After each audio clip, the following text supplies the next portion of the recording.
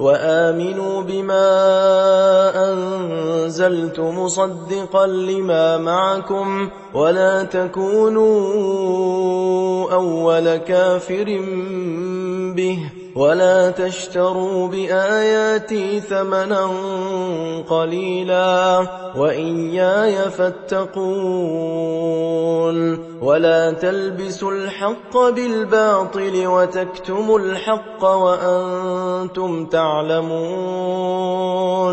وأقيموا الصلاة وآتوا الزكاة واركعوا مع الراكعين أتأمرون الناس بالبر وتنسون أنفسكم وأنتم تتلون الكتاب أفلا تعقلون واستعينوا بالصبر والصلاة وإنها لكبيرة إلا على الخاشعين